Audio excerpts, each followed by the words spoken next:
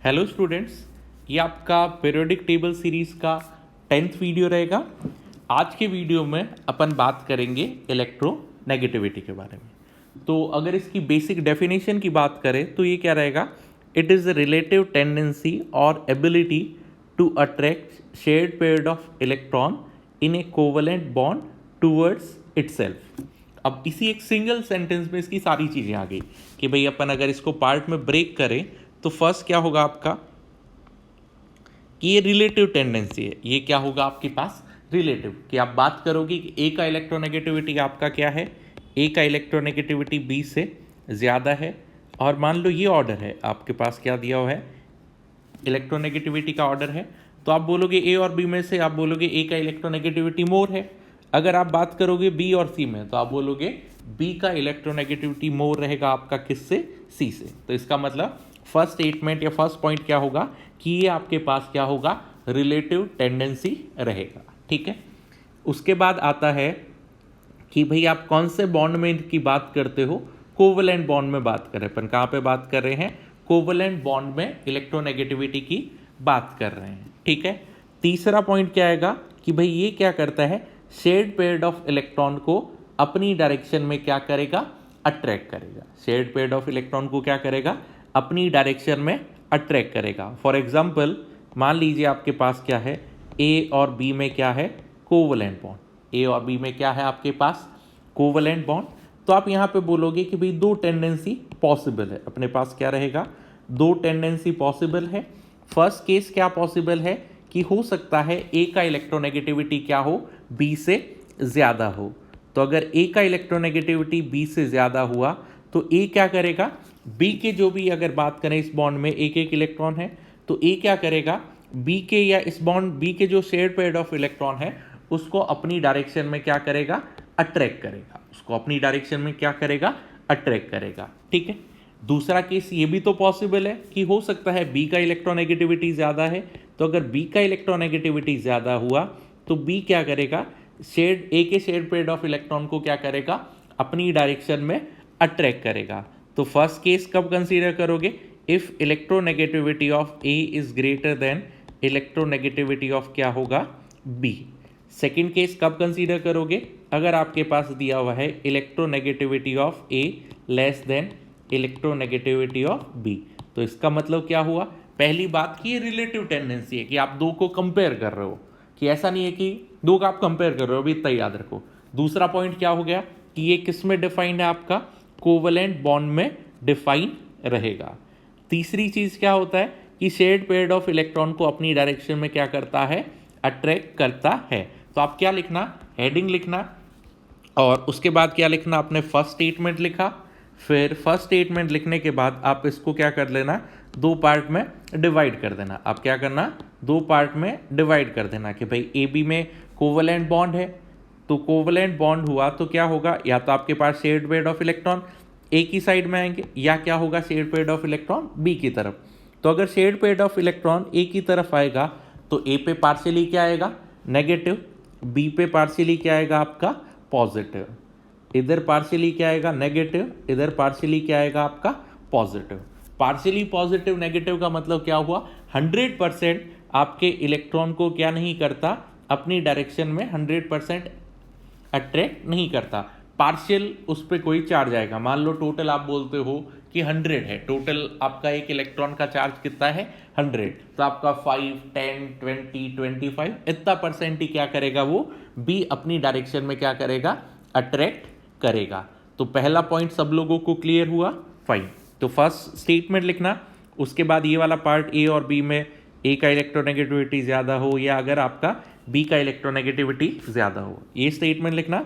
ठीक है, फिर उसके बाद सेकंड स्टेटमेंट लिखना कि भाई there is no unit of electronegativity because it is a relative value. क्योंकि अपन ने सबसे इसकी डेफिनेशन में फर्स्ट स्टेटमेंट ही अपना ये था कि फर्स्ट स्टेटमेंट का स्टार्टिंग ही क्या था, it is a relative tendency, कि ये क्या है अपने पास, ओनली रिलेटिव टेंडेंसी रहेगा। तो अपन बोलते हैं कि भाई रिलेटिव हुआ तो आपके पास इसका कोई यूनिट होगा क्या, नहीं, करेक्ट, इसका कोई यूनिट आपके पास नहीं रहेगा। और ये स्टेटमेंट जो भी रहेंगे आप याद रखो, इनको मेमोराइज करो क्योंकि डायरेक्टली क्या होता है, बहुत बार क्या होता है, यही स्टेटमेंट से अपने पास क्वेश्चन बन के आ जाते हैं। ठीक है, अब उसके बाद आता है इसका थर्ड स्टेटमेंट। थर्ड स्टेटमेंट क्या बोलता है, electronegativity is property of an bonded atom not an isolated gaseous atom, so no energy will be liberated और एब्जॉर्ब। इसका मतलब क्या हुआ कि भाई इलेक्ट्रोनेगेटिविटी आप डिफाइन कर रहे हो, ये तो रिलेटिव टेंडेंसी है कि आपके पास अगर कोई बॉन्ड रहेगा, अगर आपके पास क्या है, ये बॉन्ड है, अगर आपके पास क्या है, ये वाला बॉन्ड है, तभी आप बात करोगे कि इलेक्ट्रोनेगेटिविटी की। मान लो ए अकेला है, आपके पास क्या है, ए अकेला है, इसमें कोई कोवलेंट बॉन्ड नहीं है। अगर कोई बॉन्ड ही नहीं हुआ तो आप क्या नहीं बोलोगे कि भाई ये किसी और दूसरे के शेयर्ड पेयर ऑफ इलेक्ट्रॉन को अपनी डायरेक्शन में क्या नहीं करेगा, अट्रैक्ट नहीं करेगा। तो इसका मतलब क्या हुआ कि आइसोलेटेड गैसियस एटम के लिए ये टर्म डिफाइन नहीं होता। ये टर्म आपका कब डिफाइन रहेगा, only for bonded atom. Bonded atom के लिए ही ये टर्म क्या होगा, डिफाइन होगा। दूसरी तरह से एक और चीज समझ सकते हो कि भाई इसके केस में आपका ये वाला ए बी वाला बॉन्ड कभी भी ब्रेक नहीं होता, और अगर बॉन्ड ब्रेक नहीं हुआ तो आप बोलोगे न तो एनर्जी लिबरेट होगी, न ही एनर्जी क्या करेगा, आपका एब्जॉर्ब करेगा। आई होप बेसिक डेफिनेशन और ये तीनों स्टेटमेंट सब लोगों को क्लियर हुआ। तो आप ये तीनों स्टेटमेंट लिखना और ये वाला पार्ट भी आप लोग लिखना। ठीक है, फाइन। अब इसके बाद नॉर्मली क्या आता है कि अपने पास कंफ्यूज हो जाते हैं अपन कि भाई इलेक्ट्रोनेगेटिविटी का काम भी क्या है, इलेक्ट्रॉन से अट्रैक्शन से रिलेटेड है, और इलेक्ट्रोनेगेटिविटी और इलेक्ट्रॉन एफिनिटी दोनों अपने को सुनने में एक जैसा लगता है, दोनों सुनने में क्या लगता है, सेम, कि भाई इलेक्ट्रॉन एफिनिटी क्या करता है, वो भी इलेक्ट्रॉन को अट्रैक्ट करेगा, इलेक्ट्रॉन एफिनिटी भी इलेक्ट्रॉन को क्या करेगा, अट्रैक्ट करेगा। इलेक्ट्रोनेगेटिविटी भी क्या करता है, आपका इलेक्ट्रॉन को अट्रैक्ट करता है।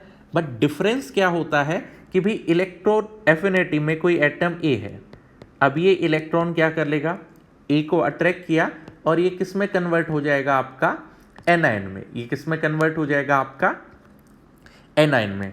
और अगर यही आप इलेक्ट्रोनेगेटिविटी की बात करो तो आप बोलोगे ए बी बॉन्ड है, ए का इलेक्ट्रोनेगेटिविटी ज़्यादा हुआ तो ये सिर्फ इसके इलेक्ट्रॉन को अपनी डायरेक्शन में अट्रैक्ट करेगा, 100% इलेक्ट्रॉन आपका शिफ्ट नहीं होगा। ठीक है, तो फर्स्ट डिफरेंस क्या आ गया आपके पास, tendency of an atom in molecule to attract bonded electron, कि भाई ये आपका क्या होगा, ओनली बॉन्डेड स्टेट में ही क्या होगा, डिफाइन होगा। और इलेक्ट्रॉन एफिनिटी का डेफिनेशन क्या है, एनर्जी रिलीज होगा। कब रिलीज होगा, जब आप एक इलेक्ट्रॉन ऐड करोगे, कहाँ पे ऐड करोगे, न्यूट्रल स्पीसीज में, और वो भी क्या रहेगा, आपका न्यूट्रल भी होना चाहिए, आइसोलेटेड भी होना चाहिए, और साथ में क्या होना चाहिए, आपके पास गैसियस एटम रहना चाहिए।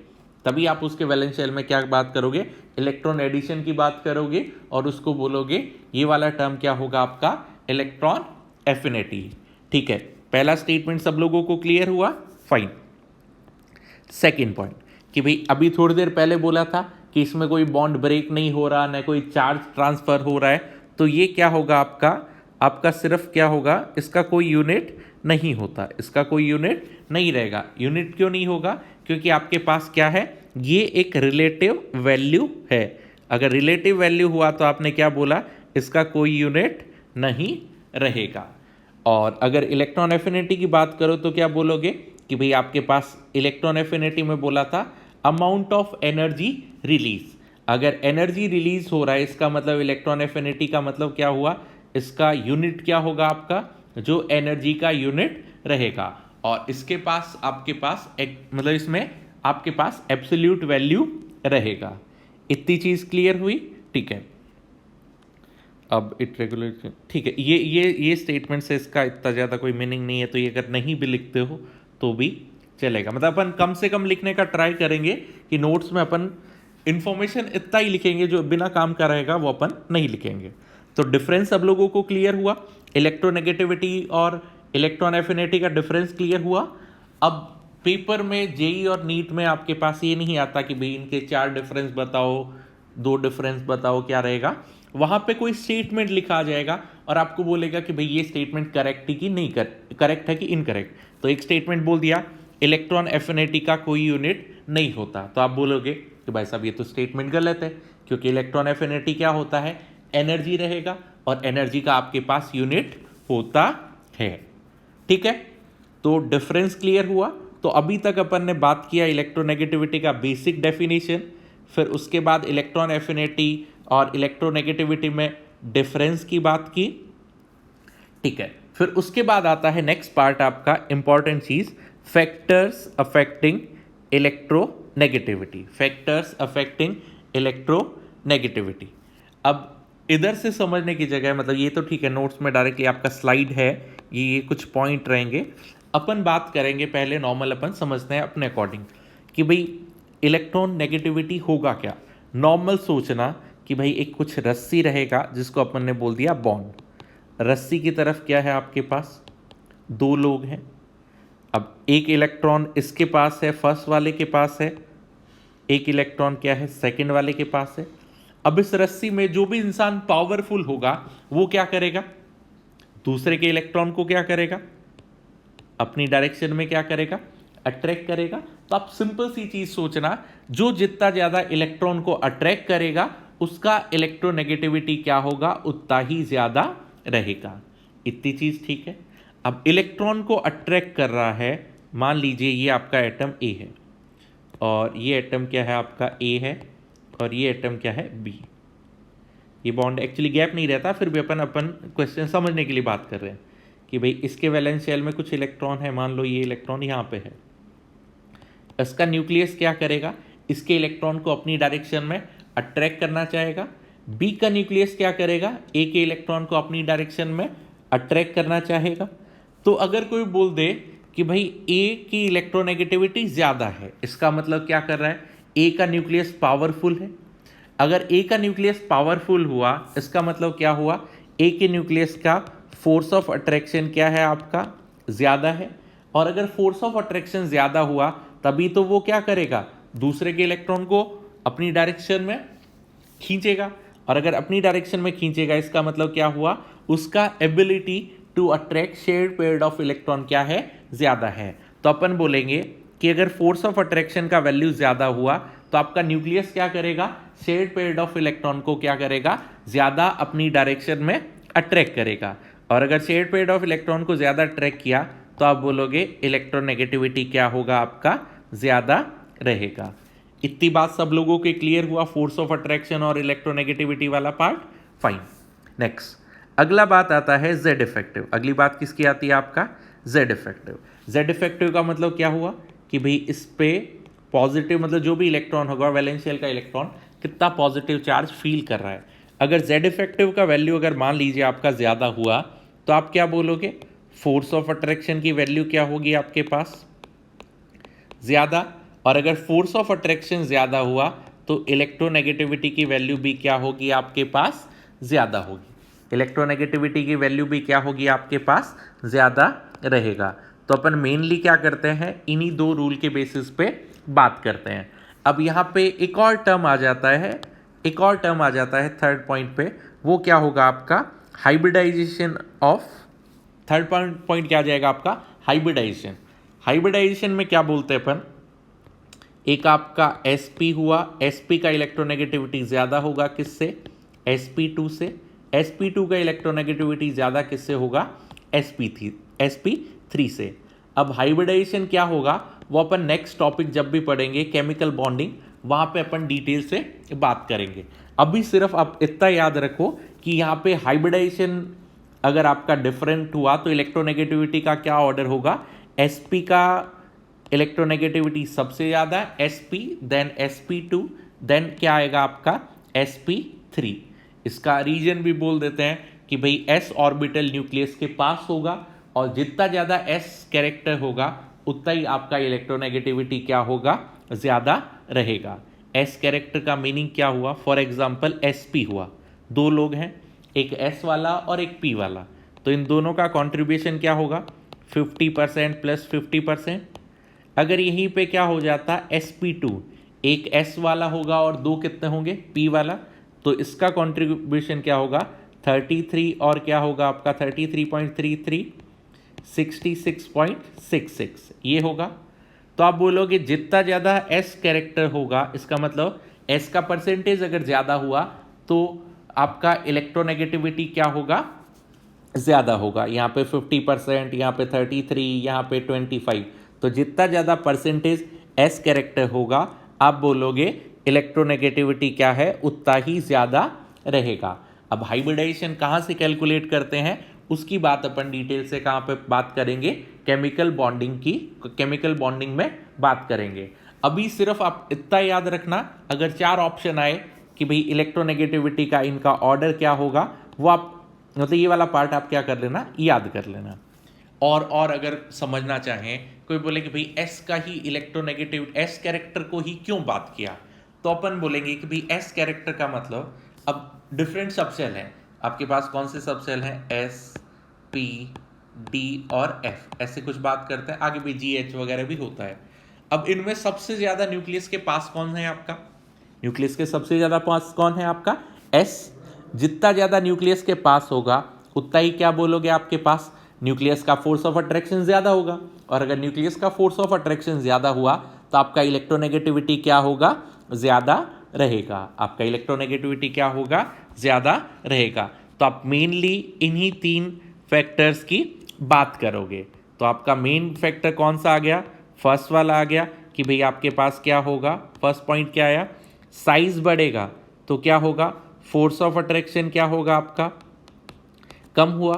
फोर्स ऑफ अट्रैक्शन कम हुआ तो इलेक्ट्रोनेगेटिविटी डिक्रीज करेगा। नेक्स्ट, जेड इफेक्टिव बढ़ेगा तो क्या होगा, फोर्स ऑफ अट्रैक्शन बढ़ेगा। फोर्स ऑफ अट्रैक्शन बढ़ा तो इलेक्ट्रोनेगेटिविटी क्या होगा आपका, इंक्रीज करेगा। और तीसरा पॉइंट कौन सा लिखोगे आप, हाइब्रिडाइजेशन वाला, कि भाई आप मतलब एक्चुअली ये वाला ऐसा मत लिखना, सबसे पहले क्या लिखा आपने, फैक्टर्स अफेक्टिंग हेडिंग लिखा, फिर उसके बाद first point force of attraction वाला पार्ट, ये डायग्राम भी ड्रॉ कर लेना, मतलब 2 टिंगू पिंगू जो भी हैं, 2 इंसान, बाल भी आप ड्रॉ करो तो कर दो, ठीक है, फिर इसको गंजा मत कर दो, इसके भी बाल बना दो, ठीक है। जो भी हुआ, सबसे पहले क्या हुआ, फोर्स ऑफ अट्रैक्शन और इलेक्ट्रोनेगेटिविटी, उसके बाद क्या बात किया, जेड इफेक्टिव, और थर्ड पॉइंट पे आप क्या लिखना, हाइब्रिडाइजेशन। थर्ड पॉइंट पे क्या लिखना, हाइब्रिडाइजेशन। और ये 2 चीज़ें आप अवॉइड करना, ये दोनों चीज़ें अपन नहीं लिखेंगे कि भाई कैटायन और एनायन के केस में क्या होता है, क्योंकि अपन डायरेक्टली लॉजिकल भी बता सकते हैं, जैसे कि भाई लॉजिकल कैसे बताएंगे, क्यों बताएंगे, हम तो नहीं बता रहे। तो बात करेंगे अपन ए पॉजिटिव या ए पॉजिटिव ए, और फिर क्या है अपने पास ए नेगेटिव, इनकी इलेक्ट्रोनेगेटिविटी कंपेयर करना है। अब चाहे इलेक्ट्रोनेगेटिविटी हुआ, इलेक्ट्रॉन एफिनिटी हुआ, चाहे आयनाइजेशन हुआ, इन तीनों का लॉजिक क्या होगा आपका, चाहे रेडियस हुआ, इन चारों का लॉजिक क्या होगा, सेम। कि अगर मान लो फोर्स ऑफ अट्रैक्शन आपका ज़्यादा हुआ, न्यूक्लियस पावरफुल हुआ, तो अपनी डायरेक्शन में खींचेगा, अगर अपनी डायरेक्शन में खींचेगा तो साइज कम होगा, साइज कम होगा। या ये भी बोल सकते हो कि अगर अपनी डायरेक्शन में खींच रहा है तो आप ये भी बोल सकते हो कि शेयर पेड ऑफ इलेक्ट्रॉन को क्या करेगा, ज़्यादा अट्रैक्ट करेगा। तो अपन इन केस में बात करते हैं कि भाई इनमें नंबर ऑफ प्रोटॉन क्या है, सेम। फॉर एग्जाम्पल कि भाई ए पॉजिटिव की जगह अपन कोई एटम की बात कर लेते हैं, मान लो है आपका नाइट्रोजन, एन पॉजिटिव और क्या है आपका एन नेगेटिव। इन तीनों को देख के पता चला कि number of proton is equal to कितना है आपका, 7। नंबर ऑफ इलेक्ट्रॉन की बात करते हो तो कितना होगा, 6, 7 और क्या होगा आपका 8। वापस से वही बात करते हैं, एक रस्सी है, यहाँ पे आपका क्या है, प्रोटॉन है, और दूसरी साइड पे क्या बोल दिया अपन ने, इलेक्ट्रॉन है। अब इन तीनों को देख के बताओ कि भाई प्रोटॉन वाला पार्ट तो आपका सेम है, इलेक्ट्रॉन एक में कितने हैं आपके पास, 6, 7 और 8। जितने ज़्यादा इलेक्ट्रॉन होंगे उतना ही ज़्यादा न्यूक्लियस से क्या होगा आपका, 8, 7 और क्या होगा 6। और जितना ज़्यादा न्यूक्लियस से पास होगा आप बोलोगे फोर्स ऑफ अट्रैक्शन क्या होगा आपका, फोर्स ऑफ अट्रैक्शन इसके लिए क्या होगा, ज़्यादा होगा।